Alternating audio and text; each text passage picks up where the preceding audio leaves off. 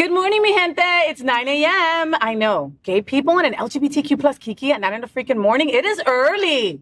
Wait a minute. I chose this time. Why? Because I get to stay in bed. Me, I'm FayWhat? And I'm going to help you get your week started off right. We have lots of fun things to talk about. It's going to be a great week.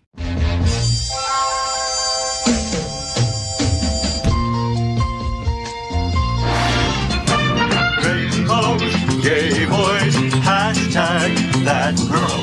Sunbeams, drag queens, L-word. Is that girl the girl of all our dreams? She's everything that every girl should be. Aqua, South Beach, hashtag that girl. Pride-filled, tea-dance, Wilton. Is that girl Latina, but she's universal too. If you find a girl to love, only one girl to love, then she'll be that girl too. That girl. The FayWhat Show is America's first LGBTQ plus morning show. And we're live right now on Roku, Apple TV, Android TV, Amazon Fire Television, YouTube, and Facebook. You can also catch me wherever you listen to your favorite podcasts, all right? Just look up The FayWhat Show, and there I am. So I'm also on demand, baby, whatever you want. It's Monday, October 16th, 2023. It's time to kiki about what's going on in the LGBTQ plus community. I have a sidekick joining me in bed for some conversation. What else did you think about? I mean, it's a boy. He's cute, but I mean, I wouldn't know what to do with a boy, you know. Anyway, our first segment is called Gay Boys Sleep Late. And this morning, I'm joined by my gay guy pal, my Kal. Hashtag my Kal. Kal is a first-generation Muslim American and award-winning communications executive and diversity officer, a professor and an advisory board member for the University of South Florida's College of Business. Good morning, Kal Gajraj, and welcome back to my bed. Good morning. Hi, Papi. How are you? Yeah. You know, for some of us gay boys who work 9 to 5, this isn't that early. I know. We've been up. I'm aware. Like, you're like one of the only gay boys that like watches my show at 9 a.m. because you're up like having like your little coffee and stuff. I've actually canceled 9 a.m. meetings just to watch your show. As you should. And I block it out in the calendar. As he should. As you should too. You see? Yeah. How you doing? I'm good. Everything good? Yeah. You got your booster? I did. I got both. So I got You got the booster and the flu? The booster and the flu shot.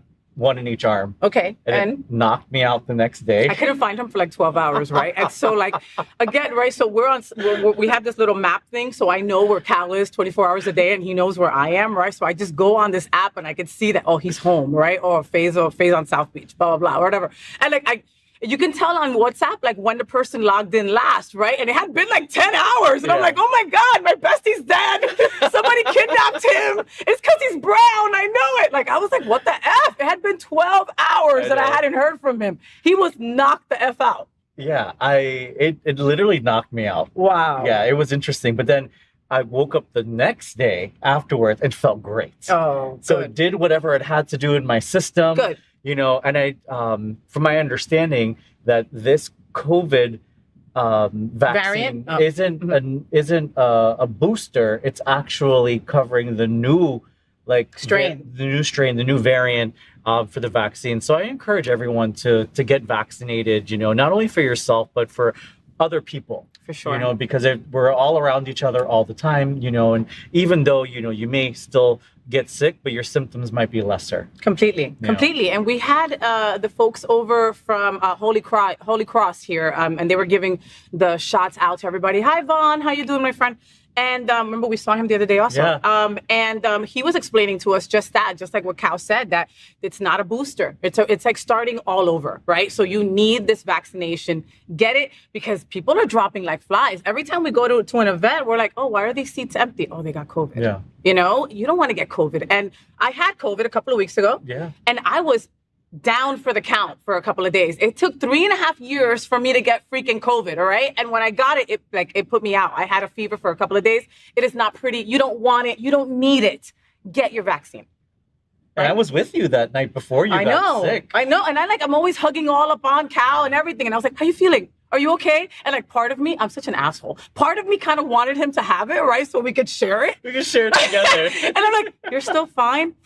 Yeah, right? Fuck. Like, damn it. Yeah. Anyway, I'm glad you didn't get it though. I still haven't had COVID. I know, you're the only person like that I know that has not gotten it. It's just not fair. It's kind of crazy. I think you've gotten it. You think so? No, I don't know. I don't know.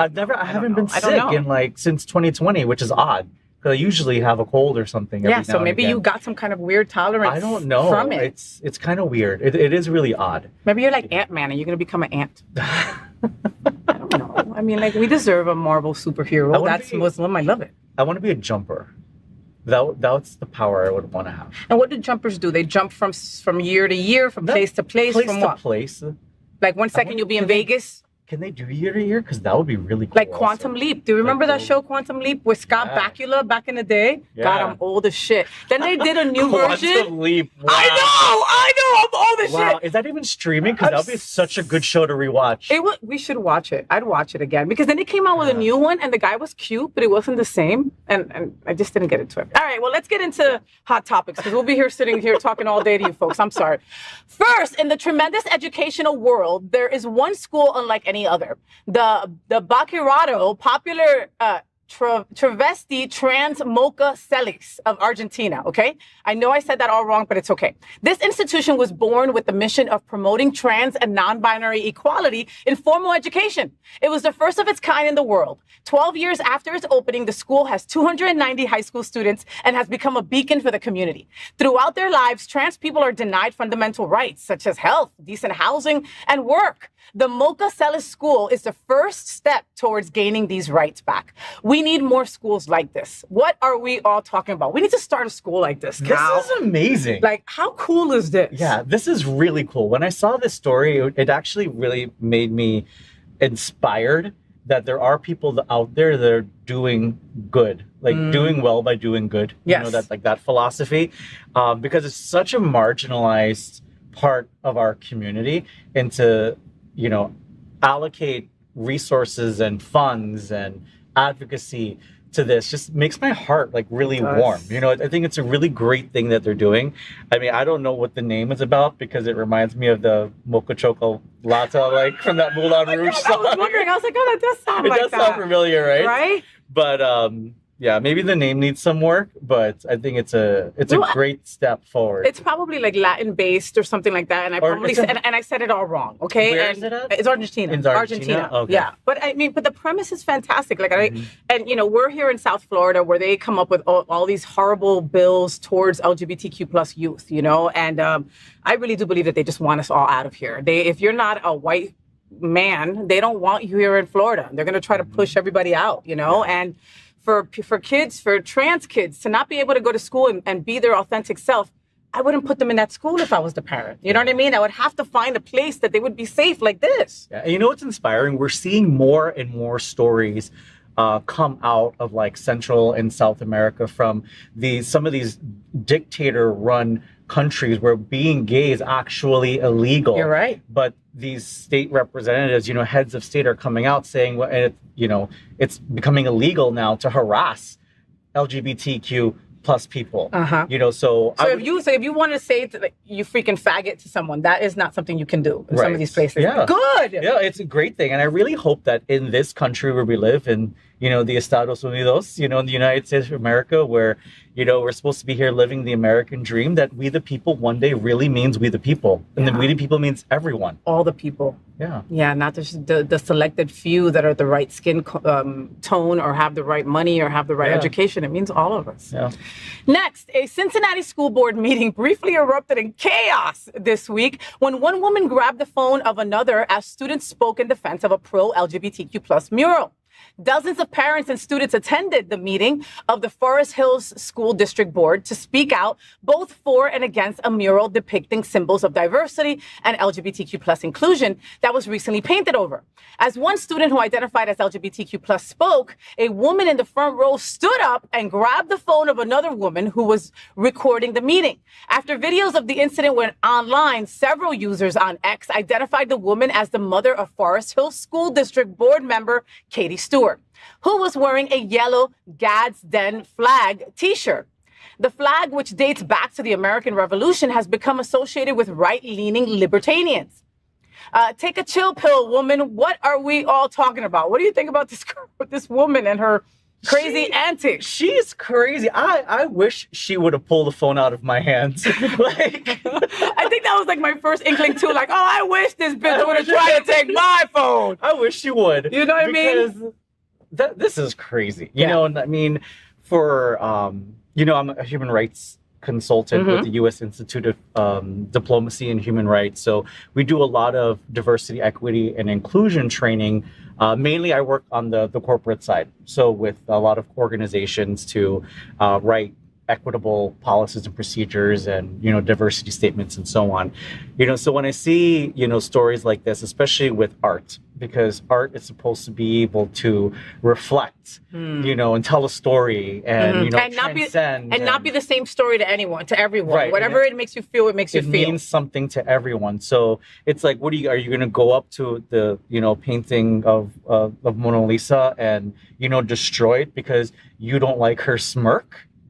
You know, and I think that we, as a society, we've come to this point where, you know, I don't like Brussels sprouts, and neither should you. Yeah. And they're going to advocate for that and be like, shut the fuck up. Yeah. You know, let people live their life. Yeah. Yeah. And, you know, and it makes me sad because it reminds me of how much hate is directed to LGBTQ plus kids and us. Yeah. You know what I mean? That, like, for her, you know, how mad do you have to be to take somebody's phone out of their hand? You understand? Like, just that one, give me that. Like, you've got to be so hateful towards our community. Like, what the F did we really do to you? But where is this hate coming from?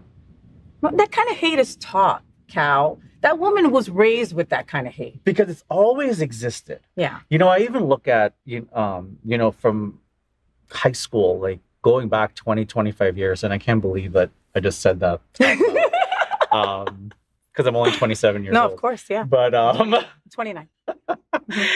You know, and it's like a lot of the rhetoric that, you know, some of my friends from high school post, and I'm like, we went to school together. You know me. You know me. I just don't understand, where did this come from? Like, was it taught to you from your parents? Like, what is it that all of a sudden you woke up one day and you decided to become, you know, homophobic and transphobic and a hater and a bigot and everything else? It doesn't make any sense to me, because we all, you know, need to be able to live and coexist with each other. Yeah. Yeah. Listen, don't sit your kids in front of Fox and Friends, okay? That's a bad thing, all right? Put cartoons in front of your kids, all right? Don't make them listen to this crazy shit that some people are spewing, because people believe it. And then you get women like this. You know, this could have been a lot worse. Mm-hmm. It could have been violent. Yeah. There could have been an arm involved. You know what I mean? Like, I wish you would. I wish you would. We need to print T-shirts. I wish you would. Hashtag I wish you would. You know, because this again, in my crazy brown mind, right? The second that you touch me gives me the ability to beat the shit out of you. Isn't that horrible? Yeah. That's my first go-to. I'm not gonna touch you, but the second that you touch me, I'm gonna beat the living hell out of you. Or you phones. Know? You touched my Max Pro? How dare you? How dare you? Next, Florida has reportedly introduced a bill that would remove certain restrictions on people under the age of 18 working, including possibly forcing them to work long hours. The bill, which has not yet passed, okay? Not yet, but we live in Florida, so crazier things have happened, all right? And the bill hasn't advanced, but it could remove part of a state law that says 16 and 17-year-olds can't work before 6:30 a.m. or after 11 p.m. or for more than 8 hours when school is scheduled the next day.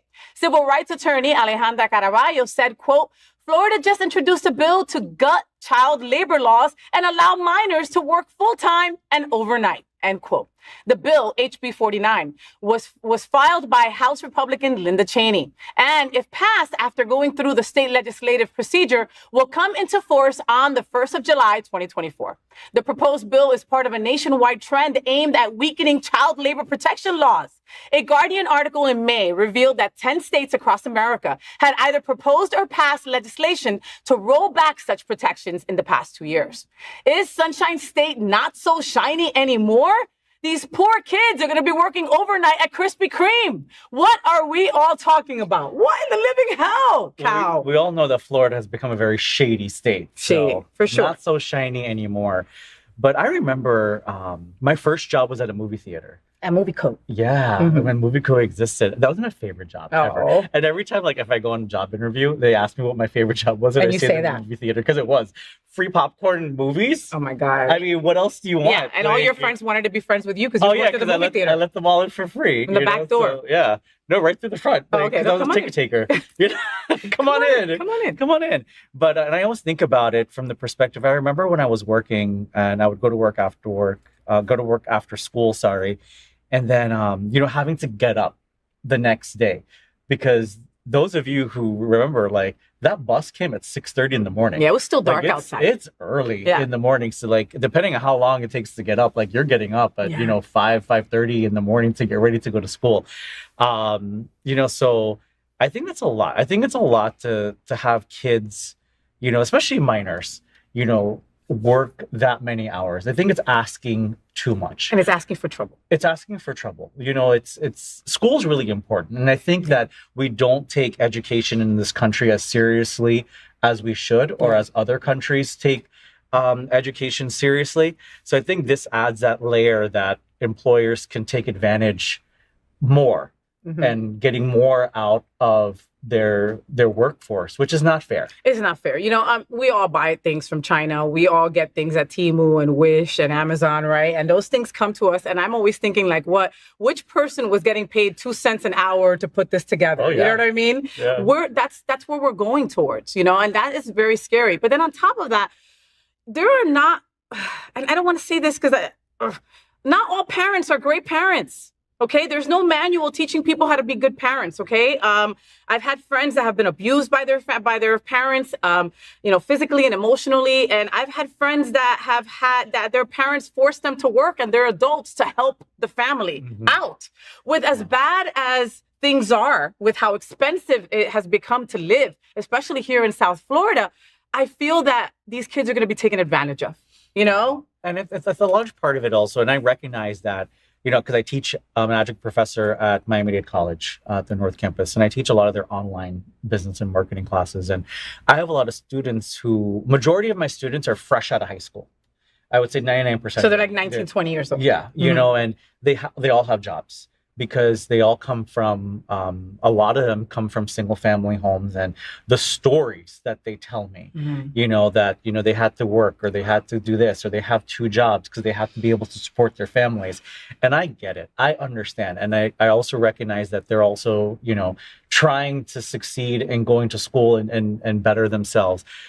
But I don't think we should make it more accessible for employers to force kids. Yeah. Because they're still kids. They're minors. Kids. Yeah. You're talking about a 15 and 16-year-old, Cal. We're not talking about, an 18 and 19-year-old has more things together to figure out what's right and what's wrong. I mean, we're in our 40s, and like we have. I know, don't tell anybody. Can you cut that out? Production! Rewind the tape. Like we've had great careers so far. And like, you had a successful career in radio, and I can't even imagine what time you had to get up morning to be on air at 6 o'clock in the morning. Like, get up at 3 in the morning. That's crazy, and like, if I have to go to a meeting in Miami at 9 a.m., I have to leave home at 6:30 in the morning. Like, working is the rest of your life. So, I mean, I urge like these 16 and 17-year-olds, like, if you don't have to, don't do it. And for these parents, like, don't force your kids to do it. It's not fair. Like, kids are growing up so fast. Let them be kids. Let them be kids. Jeez, my God. Next, Lady Gaga reminded everyone that there's a hidden meaning behind one of her breakout hits, Poker Face, while playing at Park MGM in Las Vegas for her jazz and piano residency. Midway through Poker Face, the singer said, quote, "Bet you didn't know that this song was about sleeping with men and thinking about women the whole time. Now that's a good poker face," end quote. A few years ago, this 2008 song experienced a resurgence when TikTokers realized that in the studio version of the song, Gaga actually sounds like she's singing, quote, "fuck her face," between chants of Poker Face. I prefer Fuck Her Face personally, but I'll deal with Poker Face too. What are we all talking about? Did you know that? I didn't know that. I had no idea, but this is Poker Face is my favorite Lady Is Gaga it? song. Yeah. I thought it would be Alejandro because of he's got a really good friend named Alejandro. But every time I talk to him, I'm like, Alejandro, like that's what I call him. That's his name. And whenever I hear the song, I think of Alejandro too. And like if he ever texts me, I'm like, Alejandro, that's what I call him. And but no, like Poker Face has always been my favorite. Like it's just so classic, and I think it just also just reminds me of like a really good time in my life when it came out, and like Lady Gaga was larger than life, and I just loved everything about her. But we always used to make fun of the song also because it just sounded like the Poker Face. And and I always thought it was about like getting dick in your face. Like that's what I thought. I interpreted. And you see Cal's like Poker Face. So I never knew it was about, you said it was about her having sex with a girl? Her having sex with somebody having sex with a man, but thinking about a woman. And putting on the poker face to like, get through it kind of deal. Yeah. You know what I mean? Like, tell me, I mean, come on. I have. You've never had sex with somebody that you really didn't want to have sex with, but like just like you're already halfway through. We're already here. We're already naked. We might as well. We're just gonna get through this. We're just gonna get through this. Like you already know it's not gonna be great because maybe you smelled something or you saw something, and you're just like, or I got someplace to be. Or I got someplace to be. Or the grinder hit right before he got here, and now it's like, shit, I would rather go out with this guy. You know what I mean? Somebody else is coming over. Somebody else is coming over, so I got to put my poker face on for this. I need to go back and look at the lyrics of the song now because now knowing this, I wonder like what the rest of this like, just to translate the rest of it because. But does she have hidden meanings in all of her songs? I don't know, because I remember we did a story once about red wine. Like that supposedly it wasn't red wine, that it was something else that she was saying. So I mean, I'm all about. She needs to do a documentary on just the story of all her songs, and I'll be all about it. I don't know if you knew this, but "Rain on Me" is actually about her addiction to alcohol. Is it? Yeah, I didn't know that. I love that song. I love that song too. But I remember like when she was talking about like "Rain on Me," it was her struggles and like the rain signified the alcohol and just being like drowning in it. Her.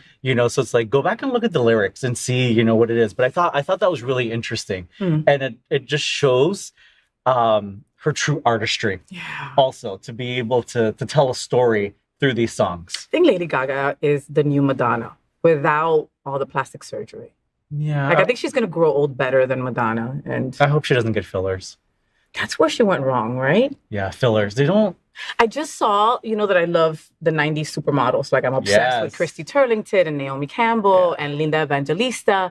And who am I missing? Oh, Cindy Crawford. Okay, so they had a documentary about it. And I didn't know that Linda Evangelista had cancer. She went through all these health struggles and then she got some fillers. I don't know which one came first. But I was like, the cancer, no, the fillers? Because she was just the most gorgeous one. Make sure that you watch that documentary. It's really good. Finally, The Strange Way of Life director opens up about Pedro Pascal. God, I love this man. I haven't done a story on him in a couple of weeks, so I had to squeeze this in, all right? So he opens up about Pedro Pascal and Ethan Hawke's absolutely erotic chemistry. The highly anticipated short film is as Oscar-winning gay filmmakers Almodovar's answer to Brokeback Mountain is the reply to that, okay? So it follows gunslinging cowboy Silva, who's played by Pedro Pascal, who rides across the desert after 25 years to visit Sheriff Jake, Ethan Hawke.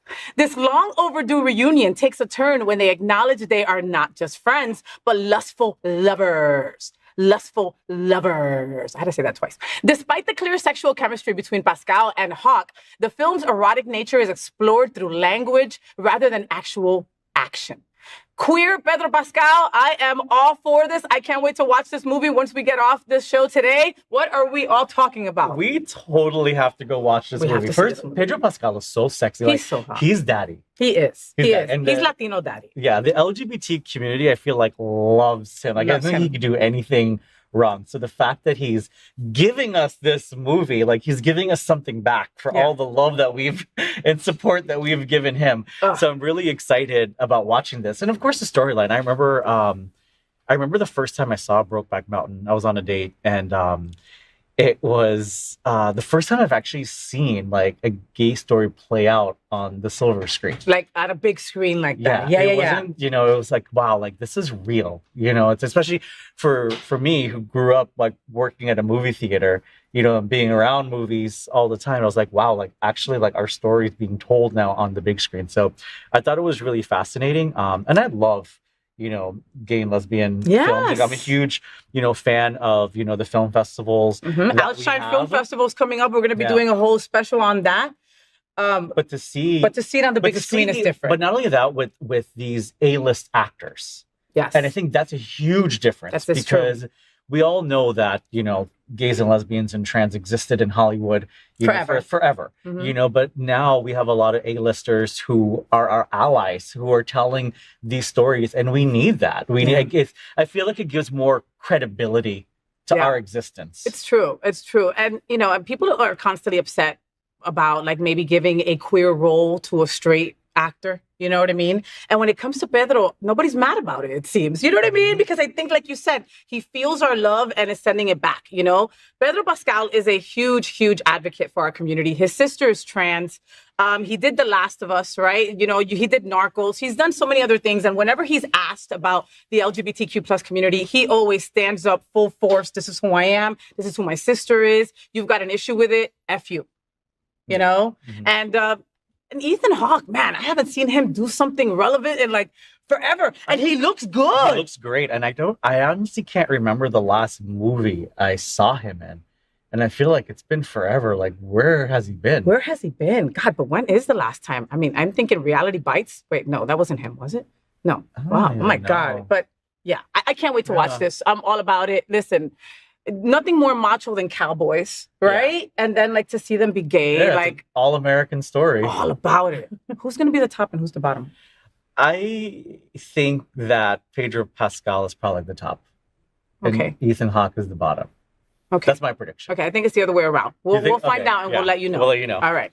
The FayWhat Show is part of one of the largest LGBTQ plus media companies in America. Hotspots Magazine has been documenting the LGBTQ plus experience for 37 years, and Happening Out Television Network, well, they've been bringing you daily LGBTQ plus news, talk shows, and more for 4 years. In the same model of PBS and NPR, we are a nonprofit 501c3 organization whose mission is to educate and serve the LGBTQ plus community. So, what are we doing this week, Mr. Calendar Man? Wow. What do we got going on this week? I'm still trying to catch up on sleep. Like, we've been at event after event. I know. Yesterday was, this weekend was crazy because we just did the National LGBTQ Task Force on Saturday, gala. And then yesterday was the gospel brunch. The gospel brunch at Hunter's. So I'm tired.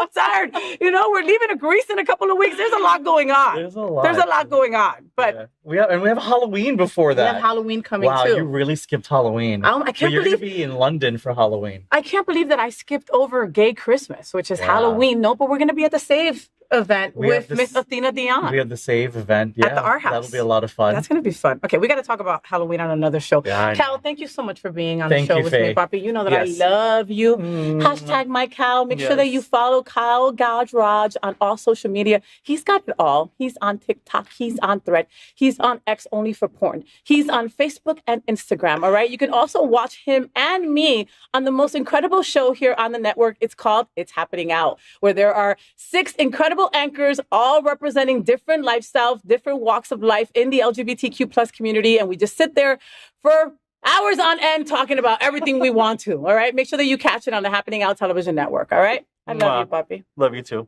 I don't think I can let you go. I know. You can let go now. Okay. Okay. All right.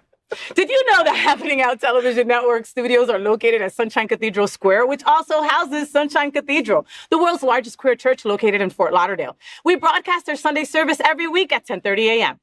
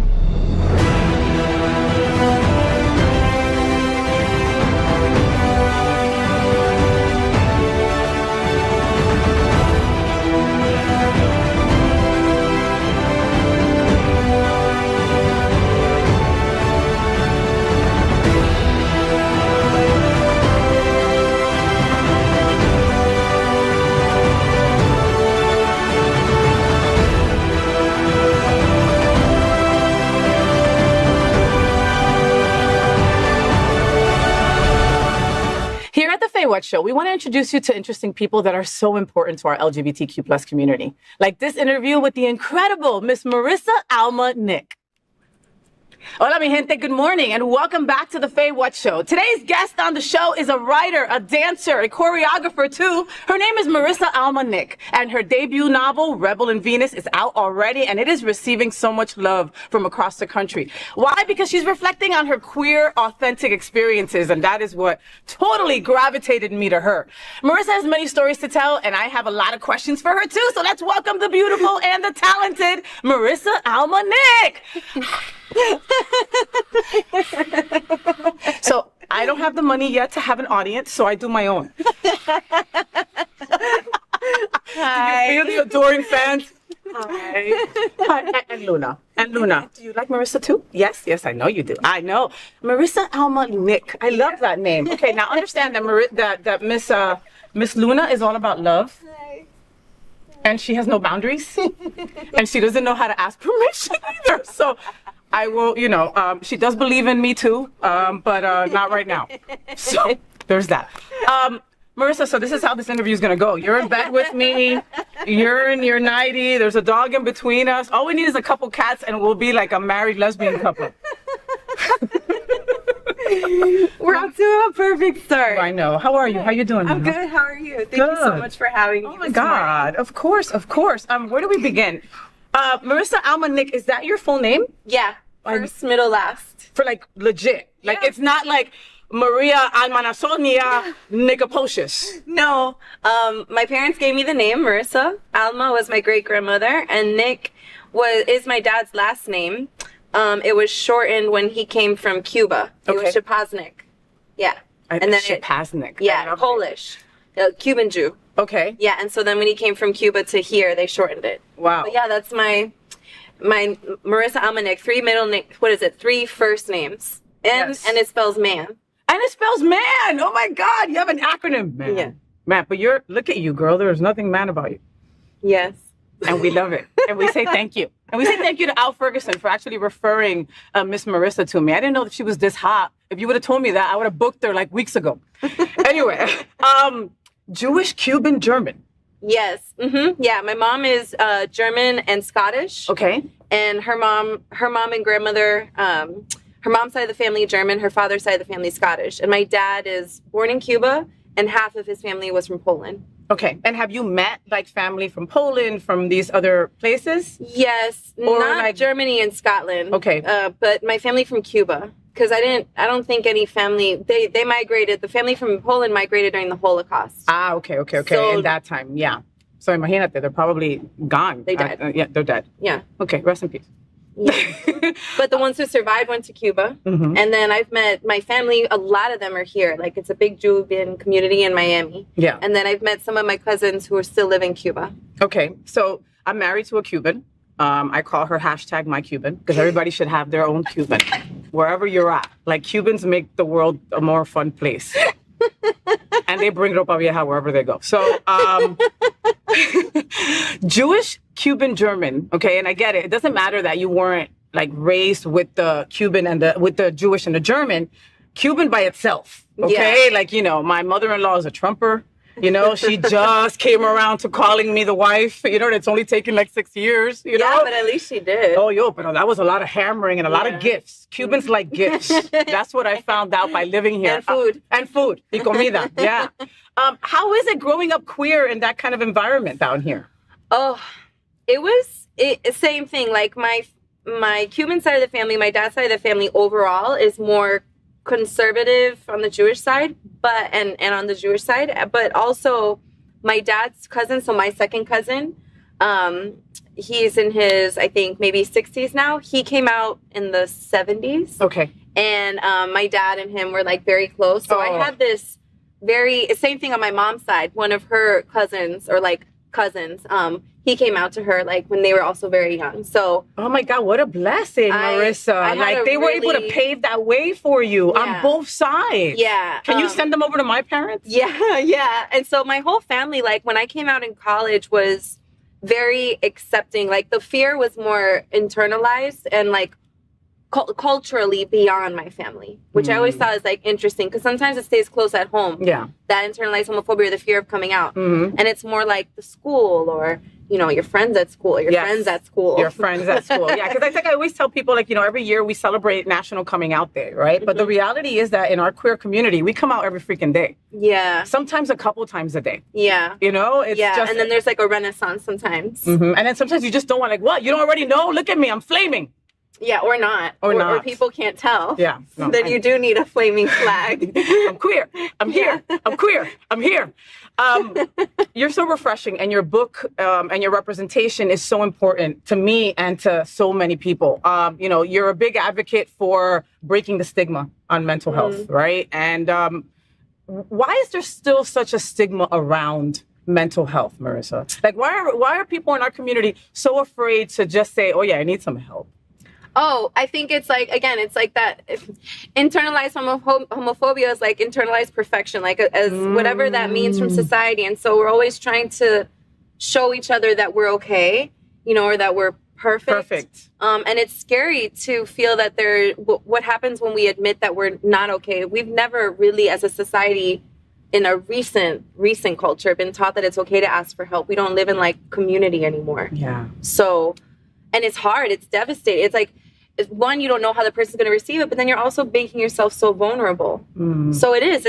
We have yet to really, I feel like we're working on it now. We're coming back to figuring out how to do it because I feel like we have reached, what's the word? Like a precipice. Like in America specifically, I was talking about this on the way to you. Like it's another pandemic in our country, suicide and mental health. It's like even beyond the queer community. Big time. Big time. And it's, we're going to talk about that in a little bit also because this month is actually National Suicide Prevention Month as well. So how perfect that you're here for that. You know, Marissa, I believe that everybody's on the spectrum of mental health, right? Like, especially in our community. Okay. We're marginalized, you know, we have PTSD, we have trauma, we have drama. We have trauma and drama, bitches, you know, plus we've been shunned by our family. You know, I don't know anybody, and I hate to say this out loud, but it's freaking true, of my inner circle of friends, boys, girls, trans, I don't know anybody that hasn't been sexually assaulted in some way, shape, or form. And that's the reality that we live in, you know, and that needs to be worked through, which is why I go to therapy once a week. And this bitch should go a couple more times a week, like I don't say. You know what I mean? Like, you know, and people are like so embarrassed to say, like, I go to therapy. You know, I'm 9 years sober. I'll be 9 years sober next month, right? And I go to AA twice a week, and I get to sit around people that know what I'm going through, know what I've gone through. Sometimes just talking about it. Yeah, you feel seen and understood also. Yes. Community is really important. Yes. Yeah, I mean, sometimes you have to, for me, why I went into all of this was also because I sort of met my own, like, you know, you sort of have to like meet your own darkness before you choose into the light also. Yeah. And I lost somebody to suicide. It sort of like also shakes you. For me, like when that happened, aside from like also dealing with the loss of that person, it was what was so scary is I saw myself in her. So it was like, ooh, I didn't ask for help. I got lucky that I had people who happened to be around me at the time who saw it and in a beautiful way forced me into getting help right before it was too late. Wow. And it was sort of an ultimatum, which I'm so grateful for because they had an intervention. I had an intervention. Thank you. That's the word. Yes. But it's not always that way. Yeah. And through that, I've been learning how beautiful it is to be vulnerable. And it is, but it's so hard to get, it's not easy, you know, and that's what's the other thing is, why aren't you just opening up? Why don't you just ask for help? Because it's not easy. It's not easy. You're unpacking all this trauma. It takes so much courage. It's one of the most courageous things. I know, girl. Okay, again, a little off topic. I told you this thing is going to go all over the place, right? I know this girl that super believes in ayahuasca, right? I would never put that into my body. That's just my own preference. If you want to use it and it helps you dislodge some crap up there, go for it, okay? But I'm afraid to take something like that and dislodge something that I've put away so secure. Y no me está molestando. It's not bothering me, so why am I going to bring it out? You know, and some people feel that way about therapy. Why should I unpack all this?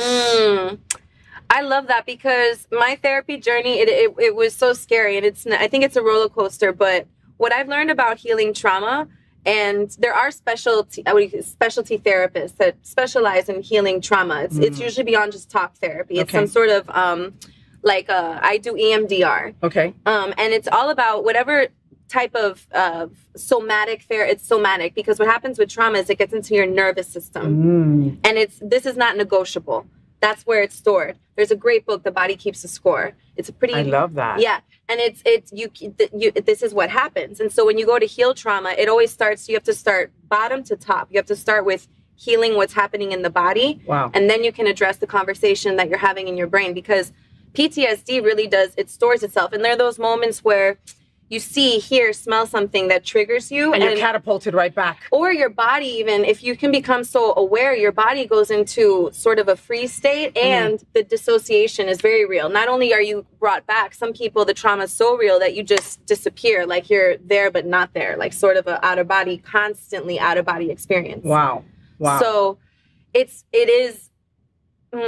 so scary at first, but it is such an interesting healing journey because you never get rid of the trauma. Okay. You don't undo your story. You don't say, I'm going to trade it in for a better one. But you learn how to become so self-aware. And now this thing that happened to you no longer has control over you. I love that. You learn how to take back your body. You learn how to take back your mind, one step at a time. You learn how to use certain tools. Okay, this is what I'm feeling. I'm being triggered by this. What do I have to do? Why am I feeling this way? And it's really hard to unlearn all this shit. Oh my God. Oh my God. Like the unlearning is probably the hardest thing of this whole entire thing, because we're just so set, especially as Latinos, you know, like, and it's just such a mind fuck. You know, girls cry, but you girls cry over anything. So why should we worry? You know what I mean? Like, you know, and boys, you can't cry because then that makes you a sissy. Like, it's just like, what a mess. Right. Yes. I'm just learning how to cry because of therapy. I was so like, one of my guards was just like, crying was not possible. My body just shut it down. It was like not safe to cry. Yes. And now because you're vulnerable. Vulnerable, yeah. And my body was used to protecting myself from such a young age. So like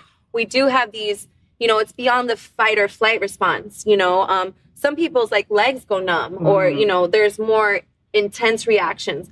A lot of times it shows up in our inability to have like real relationships, not just romantic ones, but friends. Wow. You know, we become isolated. It's hard to keep a job. It's hard to stay focused. Yeah. You know, there are signs. There are signs. Yeah. If you can't do your normal day to day, you know, that should be a sign that you might need some help and that it's out of your league. It's bigger. It's higher than your pay grade for you to figure out what's going on with you sometimes. Yes, and most of us need help. Coño, you know? And it's like, okay, and here's the other thing. Like, again, we're going all over the place, Marissa. I'm sorry. Like, I've got friends that refuse to take a Zoloft.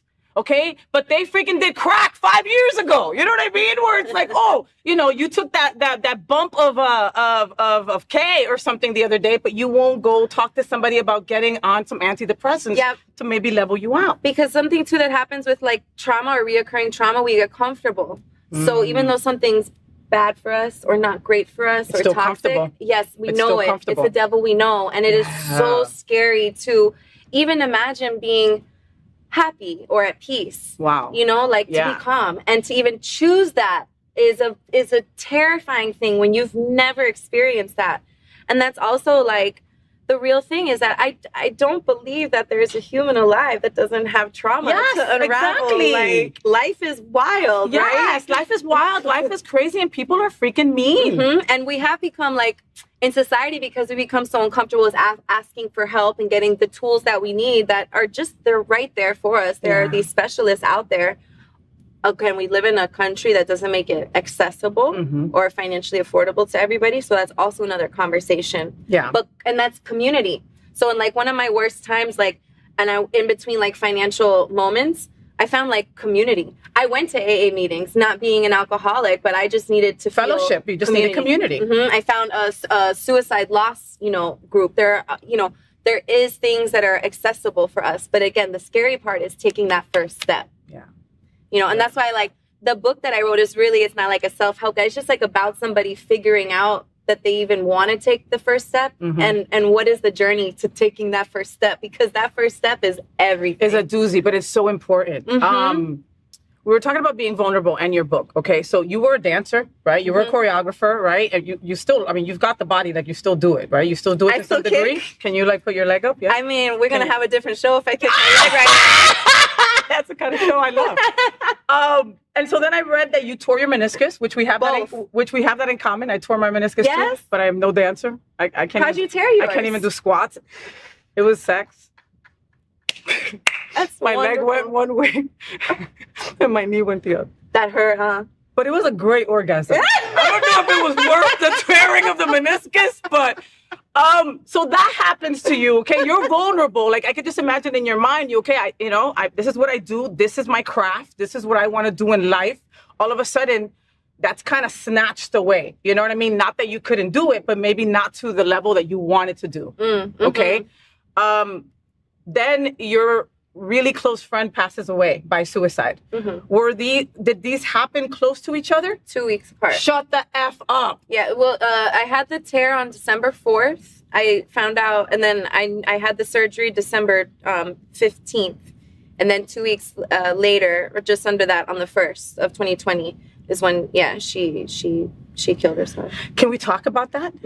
I mean, I love your light and your love about this topic because it's not an easy topic to talk about, right? Like we talked about before the show, this hits everybody. It's not just LGBTQ plus.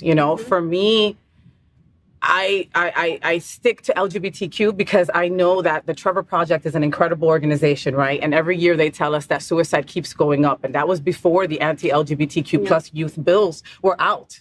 So they expect for these kids to attempt and fucking succeed in this. These numbers are going to go up, Marissa, and we're going to talk about it, for sure, for years to come. You lost your friend. There had to be so much darkness and depression, and we all feel darkness and depression sometime, and even myself, during my drinking journey, that the darkness and depression was so awful that I could not find light or joy. And I felt that this world would be so much better if I wasn't in it. And I'm ashamed to say that out loud, but it's my truth, so I own it, right? And I have the scars to prove it. I didn't talk about it with anybody. Was that the same thing that happened with your friend? And then with me, and especially with her. She once had Julie was wild. She once talked to me about doing it, in all honesty, a year before it happened. She had bipolar, and she would sink into deep depressions, sometimes for a year at a time. And it's a struggle to ask for help, whether you are bipolar or not, right? Yeah. Whether you have depression or not. And again, it goes back to that. And so, yeah, it was. And in her, what she really felt like was the burden. So she left a note. It was Post-it, and it said, the top of it, the part that I'll share, was that I don't want to be a burden to my friends. And that was hard to digest. I also, I didn't have it in myself when she was at her darkest to be there for her, because I was also in my darkest. But I didn't know it until she did it. And it really scared the shit out of me. And it was hard to grapple with the guilt that I had with her. Survivor's guilt. Yes, and I also, it's so cliche. Like, I literally slammed a door in her face, and that is my last memory with her. It took 2 years to deal with that, and 2 years to get out of my own depression. And this happened in 2020, so this is not even too far. It's just a couple of years. I just started to see the light, and then I tore my other meniscus. I want a matching set. Literally. But the things that I was going, like the tools that because I was in intense therapy. It was 3 times a week. I was very much not alone, watched over. It was heavy for a while. And in those 2 years, I did do a lot of healing that I didn't realize till I tore my other meniscus. This last year has also been pretty tough because I've had 4 surgeries in less than a year. Oh, wow. But yes, it's been hard, but I've been okay. Yeah. Which has been wild because for the first time I asked for help. And that was sort of forced on me because of what happened with Julie. Yeah. And that's not always the way it goes. Can't go back and also take her back or get her back. And of course, and that's that's the main reason why I wrote the book. Because I wanted to write a hero's journey that she would read if she were alive and see herself as a hero instead of the burden. Got it. I love that. Yeah. And the reality is that she wasn't a burden. You know what I mean? Like we are our worst critics. Yes. You know what I mean? And when we are going through a struggle, my stepdaughter's bipolar. And so I've been through the journey of 18 different kind of meds. Some work, some don't. I don't want to be here anymore. I'm happy, I'm sad. You hate me, you love me. You know, it's a battle. If anybody has bipolar in their family, I feel for you, okay? It's an everyday struggle and you are walking on eggshells every single day and you don't know, okay? But you have no idea the darkness that person is feeling, okay? They feel like they're a burden. They feel like they're never going to find the right meds to help them. They feel that they are freaks. They feel that they don't belong here. They're exhausted. Exhausted, that's the word. They're exhausted, Marissa. Yeah, and I think most people are exhausted with or without the bipolar, and that's the real part. I mean, since 2020, the world has become very exhausting. Yeah. It is going by very fast, but it is very exhausting. Yeah.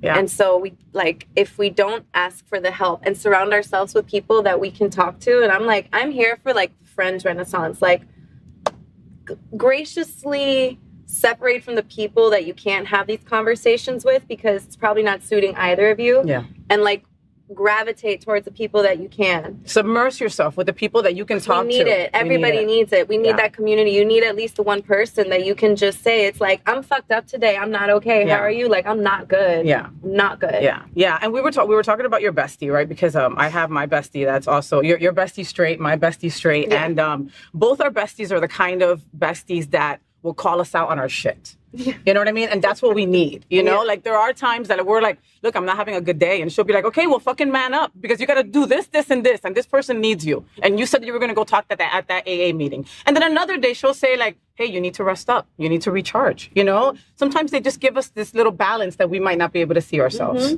You know? So after this, you decided to write the book. Let's talk a little bit about the book, okay? Rebel in Venus. And it takes place over one girls' night in spent between best friends, Maria and Layla. Over the course of the witty and unexpected evening, Layla's memory is jolted and her once carefully repressed past begins to return to her, triggering a sequence of events that ultimately jeopardizes Layla's unconventional life. Okay, so tell us more about Rebel in Venice, and are you Layla?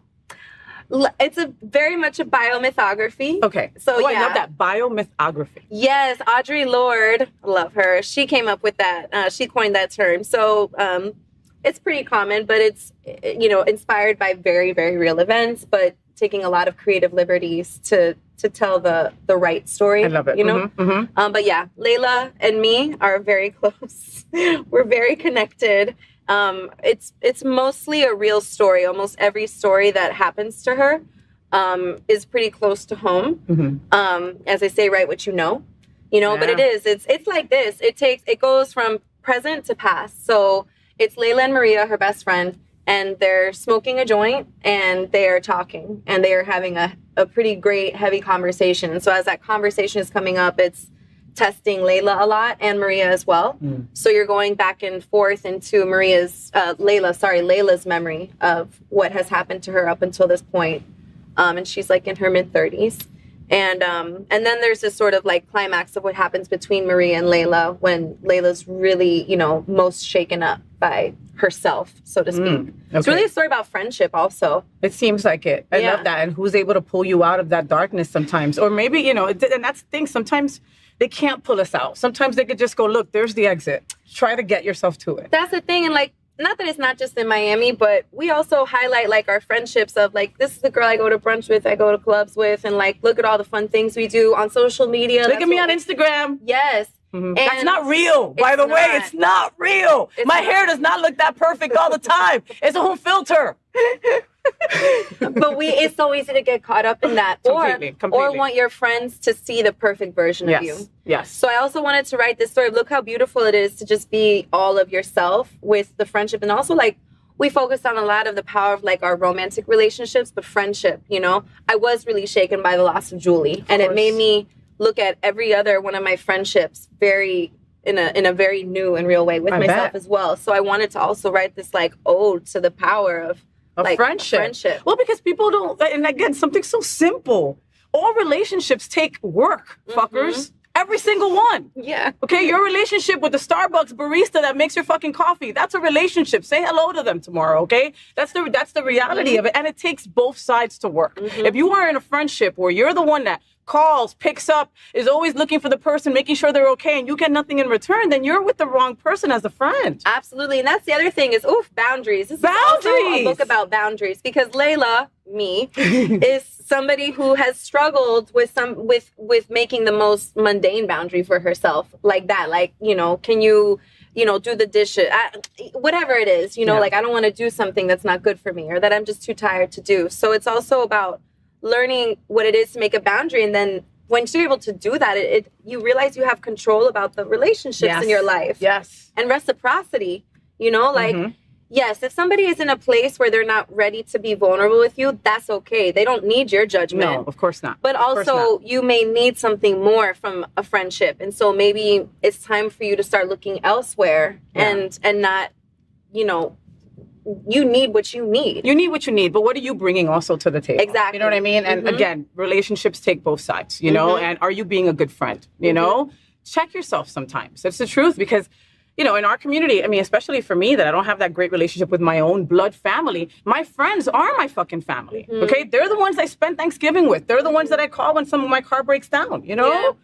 Do you dream about Julie? Yeah.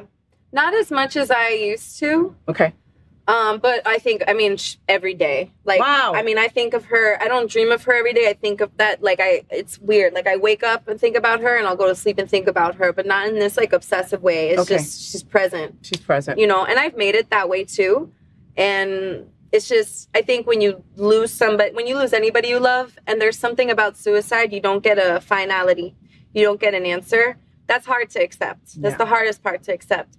And I'm, 3-4 years now past that when it happened. And, I've just sort of keeping her around is something I do because it's the way I've made peace with it. That's a very smart thing to do though, Marissa, because somebody else, I just think about me losing somebody. I put their picture away. I don't want to deal with it, and that's not the right way to do things, you know? You said something about how when Julie left you, that's your last memory of you slamming the door on her and her note that she left before, unfortunately, taking her own life.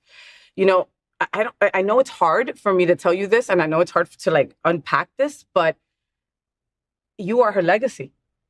Her sister had before I wrote the book and knew I was going to do stuff like this, I also wanted to have, I guess, the permission from her sister. I love that it's because she's in the book, of course. In poor taste or something. But yeah, it's being able to talk about this is very important. Yeah. And it's not, to be honest, if I could have her back and not have to talk about it, claro. For sure. Claro, for sure. But if this is where we are and that's what it is, it's given me a new sense of purpose and power also. I talk about her probably too much. I talk about her as much as possible because beyond what happened to her, she was such a special person. I still have yet to meet somebody like her. So it's nice to remember her in that way also. Yeah, I love that. Are you single? I am single. Like by choice or what? That's an interesting way to put that. I know, because listen. Okay, when I first got sober, right, part of the plan is that you don't date, you don't have sex, you don't do shit for the first year. Unless if you're married, then obviously it's different. But these are the codes that we live by. You need a year to unpack your shit. You need a year to figure out who you are. I didn't know who FayWhat was without vodka. You understand? So so for a year, I had it was a very tough year, Marissa. But I get it. So that's why, you're beautiful, you're talented.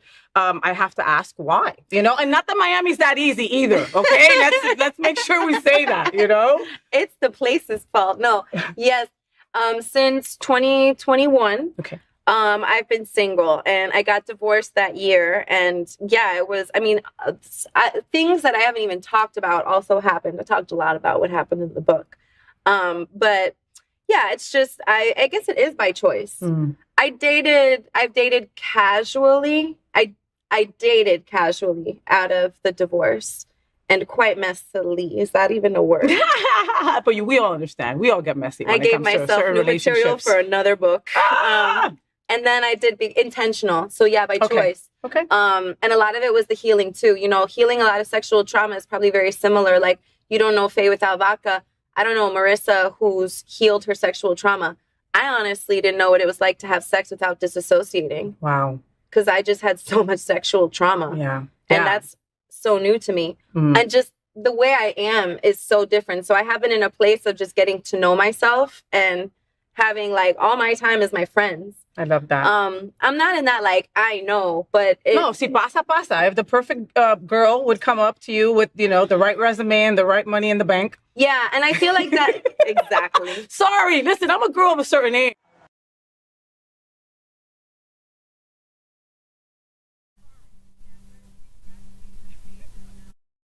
I feel like I'm just getting to that, but it was about a year, where I was like intentionally celibate. Good. No dating. I didn't, you know, I really needed to also realize that I would date to distract myself from myself. Yes. Oh my God, you are blowing my mind. It's true, because sex can be used in that way also. Yeah, you or know? just a relationship, getting consumed with somebody's problems and fixing their life and what they need. I can fix them so I could just stop talking about and thinking about all the shit that's going on with me. Yeah. And that's no good. Yeah. So I had to deal my own addictions, you know? So yeah, it's a new place. I feel it's actually really nice to feel like single and ready to date, but not desperate because I'm avoiding myself. I love it. That's brand new. I love it. Yeah. Yeah. And, you know, and I think that people smell desperation. You know what I mean? Like, I've got single friends that are like, I can't find a man. I can't find a man. Listen, I can't find a woman. And I'm like, you're telling the universe that. That is real. So my therapist said, one of the last, like, you know, engagements right after my divorce really devastated me because I was like, but this was somebody I knew closely. I was like, and this keeps happening, the pattern. And she said it very nicely, you know, but like, yeah, you do. You have a sign. It's like a scent, because predators also have a scent. And people who are preying on people, whether they're aware of it or not, are sniffing out different people who are more susceptible. Yep. Absolutely.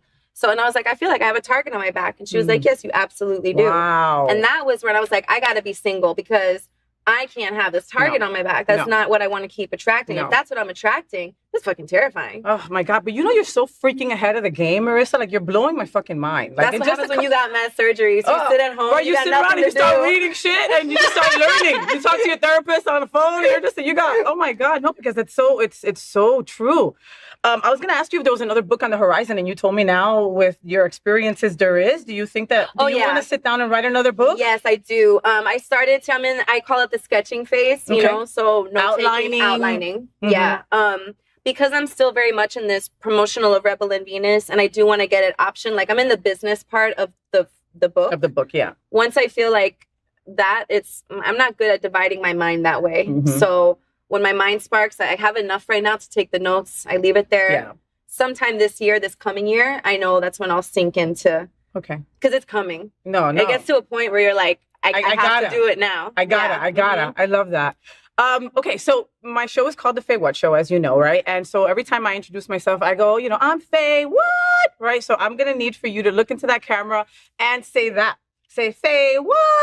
All right. Okay, so you're going to go in there and you're going to say, I'm Marissa. I've got a brand new book on Amazon. It's called blah, blah, blah, blah. And I loved being on The FayWhat Show. FayWhat.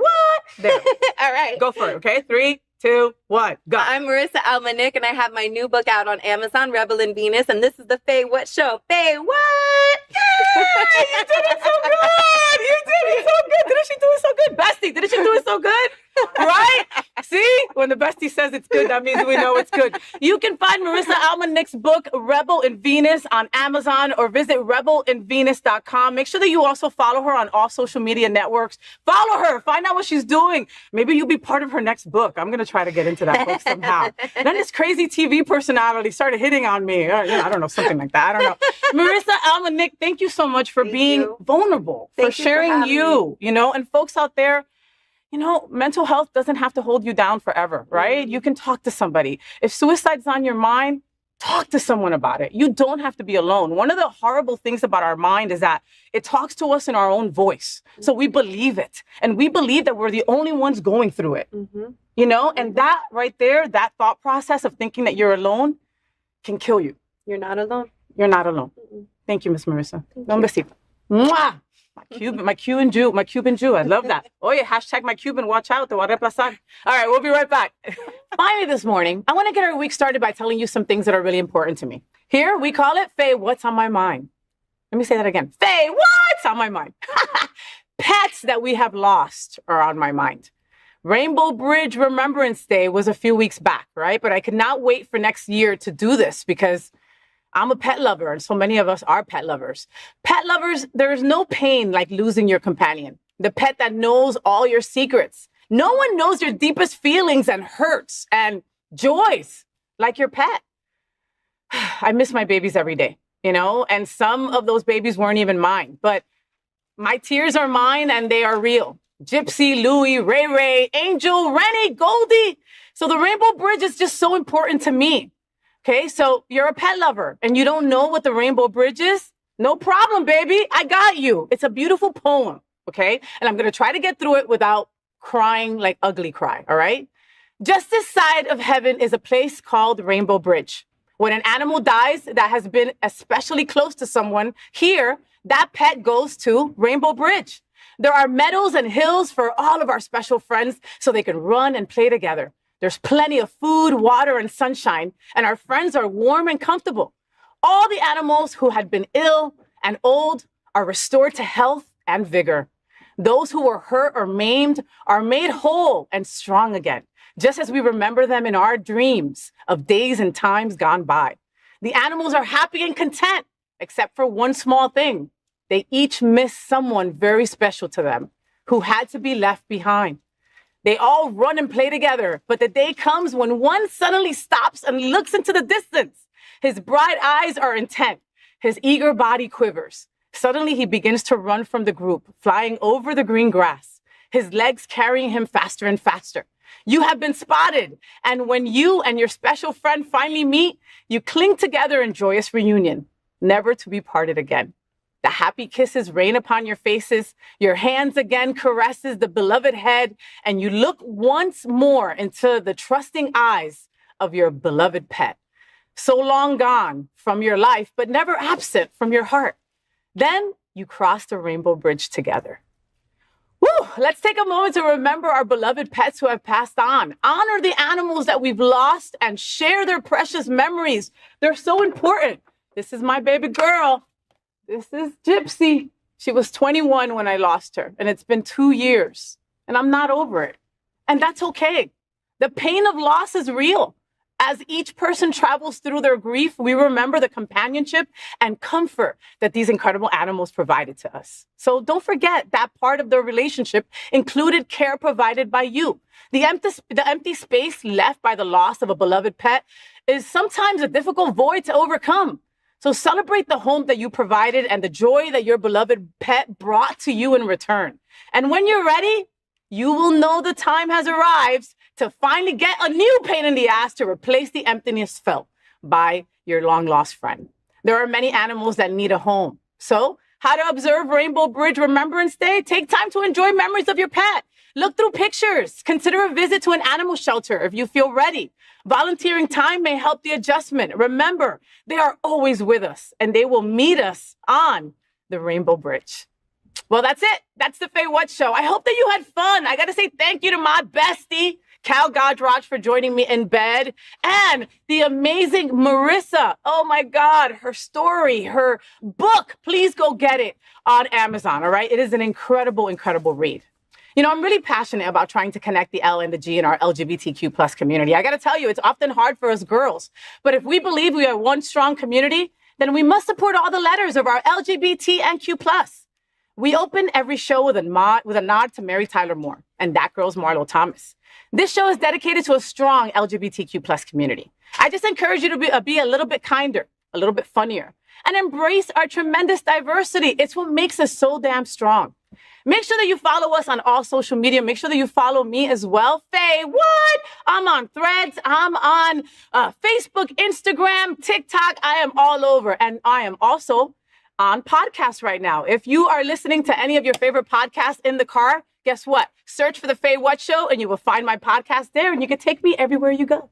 So until next Monday, world, at 9 a.m. sharp or anytime on demand.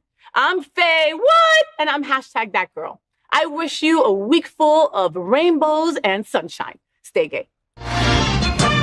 Rainbows, gay boys, #thatgirl. Sunbeams, drag queens, L word. Is that girl the girl of all our girl should be.